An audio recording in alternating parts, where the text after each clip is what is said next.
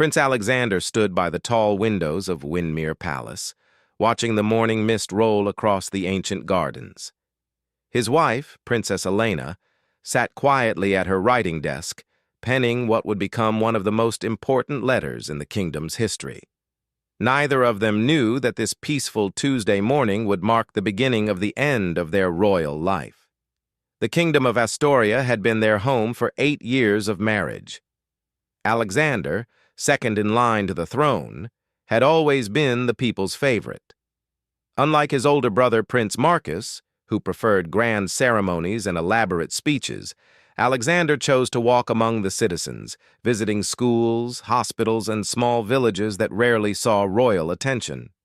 Elena, a former teacher who had captured the prince's heart during a charity event, brought warmth and genuine care to every royal engagement. Their love story had enchanted the nation. When Alexander proposed to Elena during a simple picnic in the countryside, away from cameras and crowds, it showed a different side of royalty. The people adored how Elena would kneel down to speak with children, how she remembered names of workers in the palaces, and how she insisted on using the servants' staircase to avoid disrupting their daily routines. But behind the palace walls, tensions had been growing for months. King Edmund, Alexander's father, had become increasingly demanding about royal protocols and traditions. He disapproved of Alexander and Elena's informal approach to their duties. The king wanted more ceremony, more distance between the royals and common people, more emphasis on the divine right to rule. The breaking point came during the annual harvest festival. Alexander and Elena had planned to host the celebration in the palace gardens, inviting families from all walks of life to share food and stories. King Edmund forbade it, insisting instead on a formal dinner for only the nobility and wealthy donors. When Alexander respectfully disagreed, the king's reaction was swift and harsh. "You forget your place, Alexander," King Edmund had said during a private family meeting. "The crown demands respect, not friendship. Elena's common background has clearly influenced your judgment poorly."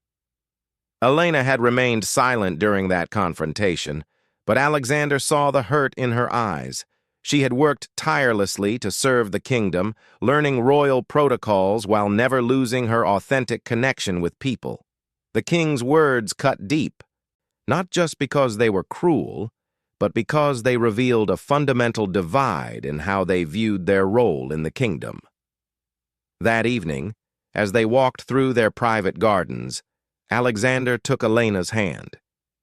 "We need to talk about our future," he said softly. They sat on the old stone bench where they often came to find peace away from royal pressures. Elena looked up at the stars beginning to appear in the darkening sky. "I've been thinking the same thing," she replied. "Something has to change, Alexander. I can't continue pretending that everything is fine when it clearly isn't." They talked until sunrise, discussing their dreams, their frustrations, and their deep love for the people of Astoria. Both realized they had reached a crossroads. They could continue living as ornamental royals, following rigid protocols that kept them distant from the citizens they genuinely wanted to serve, or they could find another way to make a meaningful difference. Alexander had always been different from other royals. As a child, he would sneak out to play with village children, learning their names and hearing their stories. Elena had fallen in love with this quality, this genuine desire to understand and help people rather than simply rule over them. The palace staff had noticed changes in the royal couple's behavior over recent weeks. They spent more time in quiet conversation, took longer walks in the gardens, and seemed to be carefully observing everything around them as if seeing it for the first time, or perhaps the last time. Queen Margaret, Alexander's mother, sensed the growing tension between her husband and son. She had always supported Alexander's compassionate approach to royal duties, but she also understood the weight of tradition and the expectations placed on the royal family. One afternoon, she found Elena in the palace library, reading historical accounts of past royals who had chosen unconventional paths. "You're researching something specific," Queen Margaret observed, sitting beside Elena. Elena closed the book gently. I'm trying to understand how change happens, Your Majesty. How people find the courage to choose a different path when the expected one no longer feels right. Queen Margaret studied Elena's thoughtful expression. Change is never easy, especially for those in our position.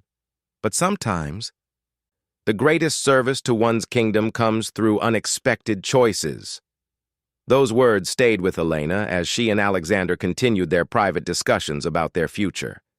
They began to realize that their quiet departure from traditional royal expectations might actually serve the kingdom better than forced compliance with outdated protocols.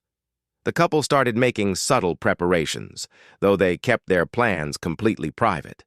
They began documenting their various charitable initiatives, ensuring that the projects they had started would continue even if they were no longer directly involved. Elena organized detailed notes about the families and individuals they had helped, making sure nothing would be forgotten or abandoned. Alexander spent hours in private meetings with trusted advisors, discussing ways to maintain support for the causes closest to their hearts. He never explicitly stated his intentions, but careful observers noticed he was putting systems in place that could function independently of his direct involvement. The kingdom's citizens remained unaware of the internal royal struggles. They continued to see Alexander and Elena at public events, always warm and engaging, though perhaps with a slightly different energy than before. Some reporters noted that the couple seemed more intentional in their interactions, spending longer conversations with individuals and showing deeper interest in personal stories. As autumn approached, Alexander and Elena had reached their decision. They would step away from their traditional royal roles, not in anger or rebellion, but as a conscious choice to serve their beloved kingdom in a different way. They planned their departure carefully, ensuring it would cause minimal disruption while maximizing their ability to continue meaningful work. The morning mist was lifting from the palace gardens as Elena finished writing her letter. Alexander joined her at the desk, reading over her shoulder. Together, they had crafted words that would soon change everything for the kingdom of Astoria, though no one yet realized the profound impact their quiet choice would have on royal history. The letter Elena had written was addressed to the people of Astoria, not to the royal court or government officials. This choice itself would later be recognized as revolutionary. Instead of following protocol by first informing the king and royal council, Alexander and Elena decided to speak directly to the citizens they had served and grown to love. They chose a quiet Wednesday morning in October to make their announcement. No grand ceremony, no elaborate press conference, no formal royal proceedings. Instead, they visited 3 locations that held special meaning for them: the Children's Hospital, where Elena had read stories every week; the community center Alexander had helped build in the kingdom's poorest district, and the small village school where they had first met during a charity visit. At each location, they spoke personally with people who had become friends rather than subjects. Mrs. Henderson, the elderly nurse who had worked at the Children's Hospital for 40 years, was among the first to learn of their decision. Elena sat with her in the hospital garden, explaining their choice with tears in her eyes. "We're not abandoning our love for Astoria or our commitment to helping people," Elena said, holding Mrs. Henderson's weathered hands. "We're choosing a different way to serve, one that feels more honest to who we are and what we believe." Mrs. Henderson, wise from decades of caring for others, nodded slowly. "Sometimes the bravest thing is admitting when a situation isn't working and choosing something better," she replied. "You two have always been different from other royals. Maybe it's time the world saw that difference in a new way."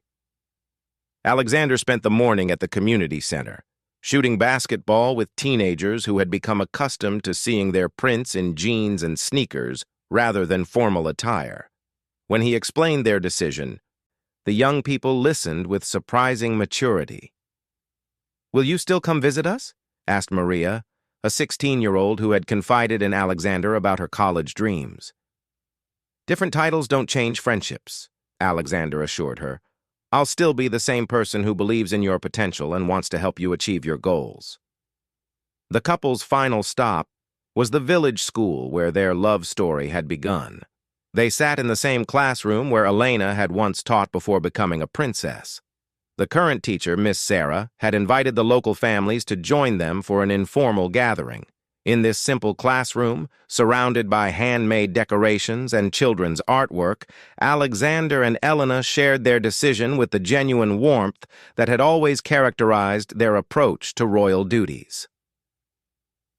They explained that stepping away from formal royal roles would allow them to focus entirely on the causes and people they cared about most. "We want to start a foundation," Elena explained to the gathered families. "Something that can help children get better education, support families in need, and bring communities together. We believe we can do more good this way than following old rules that keep us distant from the people we want to help." The families received this news with a mixture of sadness and understanding. They would miss having royals who genuinely cared about their daily lives, but they could see the wisdom in Alexander and Elena's choice to prioritize service over ceremony. By evening, news of their decision had spread throughout the kingdom. The official announcement came through a beautifully written letter published in every newspaper and shared on all communication channels. The letter explained their choice with grace and dignity, emphasizing their continued love for Astoria and their commitment to serving its people in a new capacity. King Edmund's reaction was swift and predictably angry. He called an emergency royal council meeting, demanding explanations and threatening consequences. However, Alexander and Elena had anticipated this response and had already moved most of their personal belongings to a modest cottage on the outskirts of the capital city. Queen Margaret found herself in the difficult position of mediating between her husband's fury and her understanding of her son's choice. Privately, she admired Alexander and Elena's courage, though she worried about the precedent it might set and the impact on royal traditions. Prince Marcus, as heir to the throne, suddenly faced increased scrutiny and pressure. The contrast between his formal approach and Alexander's personal style became more apparent, leading to uncomfortable questions about the future direction of the monarchy. The international response was immediate and intense. Royal families from other kingdoms watched nervously, wondering if Alexander and Elena's choice might inspire similar decisions elsewhere. News organizations around the world covered the story extensively, with many praising the couple's authenticity, while others criticized their abandonment of duty. But the most significant response came from the people of Astoria themselves. Rather than feeling abandoned, many citizens expressed admiration for the couple's honesty and integrity. Spontaneous gatherings formed in towns and villages across the kingdom, with people sharing stories of how Alexander and Elena had personally touched their lives. In the capital city's main square, someone started a simple tradition that would continue for months. Every evening at sunset, people would gather to light candles and share positive memories of the departing royals. These gatherings became celebrations of the kind of leadership Alexander and Elena had represented: accessible, caring, and genuinely focused on improving lives. The cottage Alexander and Elena chose for their new home sat on a small hill overlooking a valley where 3 villages met. It had a garden where Elena could grow vegetables and flowers, a workshop where Alexander could pursue his long-time interest in carpentry, and large windows that provided views of the communities they still hoped to serve. Their first week away from palace life was both liberating and challenging. Simple tasks like grocery shopping and cooking their own meals felt revolutionary after years of royal protocol. Elena found joy in these ordinary activities, while Alexander discovered peace in the quiet routine of their cottage life. However, they also faced practical challenges they hadn't fully anticipated. Without royal resources, funding their charitable work would require creativity and determination. They spent long evenings planning their foundation, researching successful models from other countries, and developing strategies for sustainable community support. Letters and messages poured in from around the kingdom and beyond. Many expressed support and admiration, while others conveyed disappointment or anger. Alexander and Elena read every message, understanding that their choice had affected many people in different ways. One letter particularly moved them. It came from a group of teachers in a rural district, expressing gratitude for Elena's educational initiatives and offering to volunteer for any future projects. "You've shown us that real leadership comes from the heart, not from titles," the teachers wrote. "We want to continue this work with you, whatever form it takes." As autumn deepened into winter, Alexander and Elena established new routines in their cottage. They woke early to tend their garden, spent mornings planning their foundation work, and used afternoons to visit local communities in an unofficial capacity. Without royal protocols constraining them, they could spend as much time as needed with individuals and families, listening to concerns and developing genuine solutions. Their quiet departure had created ripple effects throughout the kingdom that were only beginning to be understood. The established royal system faced questions it hadn't confronted in generations, while communities across Astoria began reimagining what kind of leadership they truly wanted and needed. Alexander and Elena's cottage became an unofficial meeting place for people with ideas about positive change. Teachers, social workers, community organizers, and ordinary citizens with extraordinary dreams found their way to the hill overlooking the three villages, drawn by the possibility of working with former royals who had chosen service over status. 2 years after Alexander and Elena's quiet departure from royal life, the kingdom of Astoria had transformed in ways no one could have predicted. Their cottage on the hill had become the headquarters of the most successful charitable foundation in the kingdom's history, while their example had sparked changes throughout the royal system that would influence generations to come. The Alexander and Elena Foundation operated differently from traditional royal charities. Instead of hosting expensive galas and formal fundraising events, they organized community work days where people contributed time and skills rather than money. Elena's background as a teacher proved invaluable as she developed educational programs that reached remote villages previously neglected by government services. Alexander's natural ability to connect with people helped him create job training initiatives that matched unemployed citizens with local businesses needing workers. Their most innovative program paired urban families with rural communities in ongoing exchange relationships. City children spent summers learning farming and traditional crafts, while rural young people gained access to technology training and cultural opportunities in larger towns. These exchanges strengthened bonds across the kingdom in ways that formal royal visits had never achieved. The foundation's success drew attention from neighboring kingdoms and international organizations.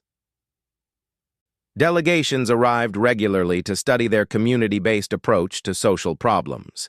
Elena found herself invited to speak at education conferences across the continent, while Alexander's community development model was adopted in several other countries. But the lasting mark Alexander and Elena left on royal history went far beyond their foundation's achievements. Their departure had forced the kingdom of Astoria to examine fundamental questions about the role of monarchy in modern society. King Edmund, initially resistant to any changes, gradually began to understand that rigid adherence to tradition had become counterproductive. The turning point came during a severe winter storm that isolated several mountain villages. Traditional royal response would have involved sending official relief packages through government channels, a process that could take days or weeks. Instead, the Alexander and Elena Foundation immediately mobilized their network of community volunteers, delivering aid within hours and coordinating ongoing support throughout the emergency. The stark contrast between efficient community action and slow royal bureaucracy created a public discussion that could no longer be ignored. King Edmund faced unprecedented pressure to modernize royal approaches to public service. For the first time in centuries, ordinary citizens openly questioned whether traditional royal methods served their needs effectively. Prince Marcus, heir to the throne, found himself in an impossible position. His formal, protocol-focused style seemed increasingly outdated when compared to his brother's accessible approach. The press regularly contrasted Marcus's ceremonial ribbon cuttings with stories of Alexander building houses with volunteer crews or Elena teaching reading to adult learners in village libraries. Queen Margaret emerged as an unexpected advocate for royal reform. She had always admired Alexander and Elena's genuine connection with people, and she recognized that their departure had revealed important truths about effective leadership. In private conversations with King Edmund, she argued that the monarchy's survival depended on adapting to changing expectations about public service. The international impact of Alexander and Elena's choice became increasingly significant. Royal families across Europe watched nervously as their own citizens began asking why their princes and princesses couldn't be more like the former royals of Astoria. Several young royals in other kingdoms quietly visited the foundation to observe their community-based approaches, leading to gradual changes in royal protocols throughout the region. 3 years after their departure, Alexander and Elena received an unexpected invitation that would test their commitment to their new life. The United Nations offered Alexander a position as Special Ambassador for Community Development, a role that would provide global influence and substantial resources for expanding their work. The position came with diplomatic status, international recognition, and the kind of formal authority they had walked away from in Astoria. The couple spent weeks discussing this opportunity. The position would allow them to help communities worldwide, potentially reaching millions of people instead of thousands. However, accepting would mean leaving their cottage, their local communities, and the hands-on work that had brought them such fulfillment. In the end, they declined the UN position, choosing instead to establish an international training center at their foundation. This center would teach community development approaches to visitors from around the world, spreading their methods while allowing them to maintain their roots in Astoria. Their decision reinforced their commitment to the principle that effective change begins at the local level and spreads outward through genuine relationships. This choice further enhanced their reputation as leaders who prioritized substance over status. The training center attracted development workers, government officials, and even other royals who wanted to learn community-based approaches to public service. The cottage on the hill became an unlikely but influential destination for anyone serious about grassroots social change. Meanwhile, the Kingdom of Astoria continued evolving in response to the example Alexander and Elena had set. King Edmund, now in his 70s, surprised everyone by announcing significant reforms to royal protocols.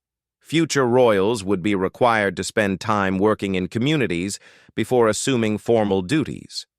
Royal charitable activities would emphasize direct service over ceremonial appearances. Most significantly, royals would be encouraged to develop expertise in specific areas of public service rather than maintaining purely symbolic roles. Prince Marcus, adapting to these changes, chose to focus on environmental conservation. He spent months working with farmers and scientists to develop sustainable agriculture practices, gradually building the kind of genuine expertise and community connections that had characterized Alexander and Elena's approach. The transformation in Marcus's public image was remarkable, earning him respect he had never achieved through traditional royal appearances. The ripple effects of these changes extended throughout Astoria's government and society. Local officials began adopting more collaborative approaches to community problems. Citizens became more engaged in civic life, inspired by examples of effective grassroots action. The kingdom developed a reputation for innovative social policies that attracted positive international attention. 5 years after their departure, Alexander and Elena's influence on royal history became undeniably clear. Academic studies of their impact identified them as catalysts for the most significant evolution in European monarchy since the democratic revolutions of the 19th century. Their quiet goodbye had not destroyed royal tradition, but had transformed it into something more relevant and effective. Other kingdoms gradually adopted elements of what became known as the Astoria model of monarchy. Young royals increasingly chose to develop practical skills and genuine expertise rather than simply performing ceremonial functions. Royal foundations shifted from charity galas to community engagement. Palace protocols relaxed to allow more authentic interactions between royals and citizens. The cottage on the hill remained Alexander and Elena's home, though it had expanded to include dormitories for visiting trainees and meeting spaces for community groups. Elena continued teaching, now training adult literacy instructors from across the continent. Alexander had become a master carpenter whose furniture appeared in homes throughout the 3 villages, each piece crafted during quiet evenings after long days of foundation work. Their love story, which had begun with a chance meeting at a village school, had evolved into a partnership that changed how people throughout Europe thought about leadership and public service. They had proven that stepping away from traditional power could create more meaningful influence than clinging to inherited authority. Historians would later mark Alexander and Elena's departure as the beginning of the modern era of European monarchy. Their quiet goodbye had left a lasting mark not through dramatic confrontation or political revolution, but through the simple power of choosing authenticity over expectation, service over status, and community connection over ceremonial distance. The Kingdom of Astoria thrived under this new model, becoming known throughout the world as a place where royal tradition and community innovation worked together to create genuine prosperity for all citizens. Alexander and Elena's cottage remained a symbol of the truth they had discovered. Sometimes the most profound changes begin with the courage to say goodbye to what no longer serves the people you love.